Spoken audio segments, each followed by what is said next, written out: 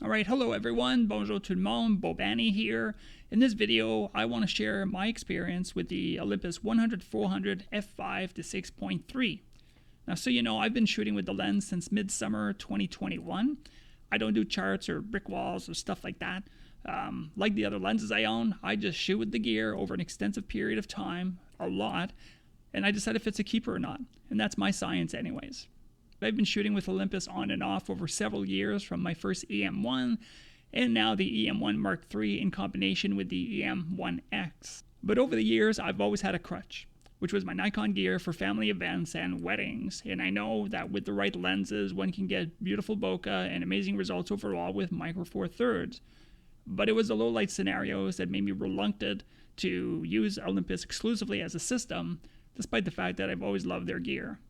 But things have evolved, and with Denoise softwares like Topaz, it allows us to push the micro four thirds sensor way more than ever before. I also love working with the affordable and versatile Goddess flash system and their amazing lithium batteries. Thank God, no more AA's. Now, these and other factors led me to unload all my Nikon gear just a few months ago in exchange for Olympus and several pro lenses. But the 100-400 had me wondering if it was going to be a good fit, so finally let's get into it. I don't like using primes for wildlife. For me, it's too much of a focal length commitment. And if a teleconverter was going to be in my future, the Panasonic version wouldn't be compatible anyways. So the other thing is, if I'm going to spend $2,000 plus tax Canadian dollars, I want my money's worth. Now, this lens gives you a 35mm equivalent or 200 to 800mm range, which is sweet and only weighs 2.46 pounds. Now, if you compare that to my old Nikon 200 to 500, which was my go-to wildlife lens at the time, it was double the weight and, of course, bigger. Now, the lens has 3 stops of IS, which is okay, but it also can't be used in combination with the in-body camera IS. Now, if you compare that to the 200 to 500 lens IS that Nikon offers, it definitely wins hands down. But having said that, after comparing my results using the Ollie's in-body IS versus the lens IS, I prefer the in-body. Decent IS on a lens like this is extremely important, especially because I never use tripods. And I know some people swear by tripods, but I like to travel light as much as I can. Now, I don't know why I went to the 200 to 500 comparison. That wasn't a plan, but anyways, that lens's minimum focus is 7 feet, whereas the Olympus is only 4.2. And you don't think that's going to make that much of a difference, but over time you learn to appreciate not always having to shift your hiking boots in reverse to capture that image. All right, what else? I also like the short throw. From the 100 to 400, you can rotate the lens from 100 to 400 quickly with just one turn. And there's no function button like you have on some other lenses, but you do have a switch for manual to autofocus, and there's also a very useful focus limiter switch. The 100 to 400 does have weather sealing, but to what real-world degree, I don't know. Depending on the article you read, it's either weather sealed, some say it's weather resistant. But at least we know it's not a sitting duck like some lenses in reasonably challenging weather conditions. Now, you may have noticed earlier that I have a tennis ball sitting on my tripod collar, and I use this to balance the lens with my EM1X and the 100 to 400 because I find it really handy when I'm waiting for my subject to move. It not only makes it more comfortable on the hand, but it also evens my wrists, which pretty much steadies the lens. It also makes holding the camera easier at eye level. I saw a guy doing this on a trail last year, and I decided to try it and just found it really, really cool. And sometimes the weight distribution between the lens and a camera can be tilted one way, and so this just worked for me. You might want to give it a try. Now for image quality. Finally, I've decided to use a screen recorder and pick out a bunch of images so I can zoom in and show you the sharpness and detail of the images along with the EXIF information. I do process my images to taste, so there's nothing quote-unquote straight out of the camera here. I love processing my images. I'm one of those people. But I also want you to see how well the Denoise software helps micro four thirds in a higher ISO category. And in case some of you question my camera settings, such as, why are you using such a fast shutter speed when the bird's not moving, or something like that, well, most times I set my camera for higher shutter speeds to prioritize for unexpected flying birds or fast movement. I can denoise a noisy image, but I can't unblur a bird in flight that whizzed by due to a slow shutter speed. So I use custom modes like everybody else, but as many people will tell you, when you shoot wildlife, it doesn't always happen when you want it to happen, and you have to be very, very quick, and there's just no time to make that change. So here we go. All right, so this is my 100 to 400 gallery. So just starters here. Again, nice detail, and that was at ISO 2000. And then these things, I can't remember the name of these things. Again, wildlife has just been a thing for me over the last year and a half, 2 years. But ISO 2000, and again, speaks to the detail capability of this lens. I did this, of course, with Pro Capture. It makes this type of shot so much easier. This was at ISO 3200. Look at this frog. So, look at this. ISO 5000. And look at the detail. Seriously. Come on, you can't tell me that's not good detail, folks. I'm really happy with this lens. I was really, really impressed with this lens. Again, the image stabilization could be better, but it's good enough that I don't have to reach for a tripod. ISO 1250. Little finch here. Again, I like the detail from this lens.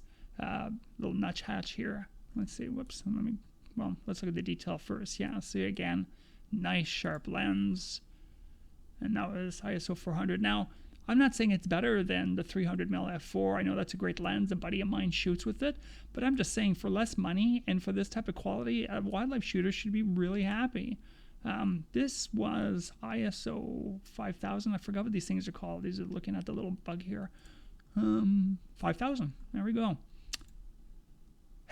Bird in flight. Again, nice detail, I find. Certainly sharp enough.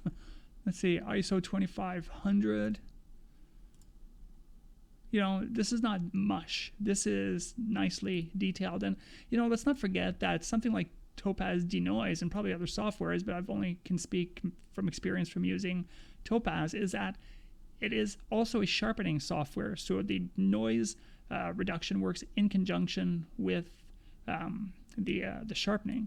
So it's not just about getting rid of the issues of noise. It's also about complementing their sharpening algorithm. So I really like the way this turned out, and that was 5000 ISO. And of course I had it because these little buggers are fast, and I had no choice. And even if you look at this, you can see right here the wing is getting blurry because he's so darn fast, but the head is in focus. Boop. Boring. Again, this is about detail in ISO, so 3200 ISO. I find that's quite nice to look at. I'm not complimenting my own photography here. I'm just complimenting the quality of the lens. Ooh, I should have warned you about this one. Well, since we're here. Cormorant grabbed a baby duck that strayed away from its family, unfortunately, and ate it. 6400 ISO. So you see, I had the ISO set for birds in flight in the sky, but then when I noticed what was happening down here, there's just no time to start changing settings because it happens so fast. But at 6400 ISO, it is still a very usable file. So again, kudos for Olympus for this lens. Another Pro Capture baby here. Let's see. Just not, 1250. Oh, look at the frog. So this is 4000 ISO. Not an action shot for sure. But still, look at the detail, folks. Come on, I love this lens. Again, my disappointment a little bit is with the image stabilization, but it's not enough for me to reach for a tripod since the image stabilization on the camera is actually pretty good for this types of lens. And this is one of those shots where, you get pretty close with your subject with that minimum focus. And here we have a fox and a rat or a mouse, I'm not sure. And this one I moved from my website, so it's missing the ISO. Oh no, ISO 320 and 1500. So you go. So yeah, again, being able to get nice and close with this lens is a nice plus. And the Cardinal, lots of those right now around where I live. ISO 500. Here's the Heron. See, ISO 1000. Nice detail there. Again, I don't know. You know, I just love this lens, man. It just works. It just works. What's that? ISO 2500. Squirrel. Boop, boop. Actually, I know I have a shot here of a bee or something that doesn't have any of the Topaz stuff on it. Hang on here. Let me get to it quickly. Come on. Oh, before I show you that one. This one, like this is cropped from a mile away. And I got out of a parking lot and all of a sudden I looked up and there was this bald eagle. Like bald eagles don't hang around parking lots where I live. But this one happened to be there, so I ran into my car and grabbed my camera. And before I could do anything, off he went, and he went woo halfway across the river. Whoops! And suddenly, just picked up this seagull like it was nothing. Poor thing was just minding his own business, but I just have it as a souvenir. So, see, this is the type of shot that I didn't use Denoise software. Now, yeah, the detail is there, but it's not as clean, and I'm not a clean freak. I'm not adverse to noise, but I just think that what I should have done is actually taken out that file and do it before and after. I just didn't think about it, but the detail is still there, right? So this is one that's cleaned up a little bit better. And yeah, Finch. Anyways, I got a ton of these shots, and I think this was ISO 5000 again. And I realized I could have put a lower shutter speed, lower ISO, but I was also, again, as I said before, prioritizing for what was going on in the sky, speaking of which, stuff like that. Okay? So, anyways, I won't bore you with a gazillion images, but I just wanted to give you my impressions of this lens. I'm very, very impressed with it, and I hope you enjoyed the video.